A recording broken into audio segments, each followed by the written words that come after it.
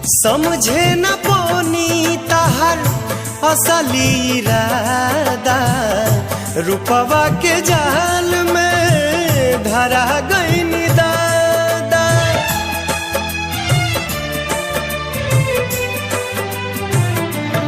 ओ समझे न पानी तहर असली इरादा, रूपवा के जाल में धरा गई दादा। केहू के रोआवल बहुत बात नइखे, केहू के रोआवल बहुत बात नइखे, रोआ के हंसावल बहुत बात होला, सनहिया लगावल बहुत बात नइखे, नजरिया चुरा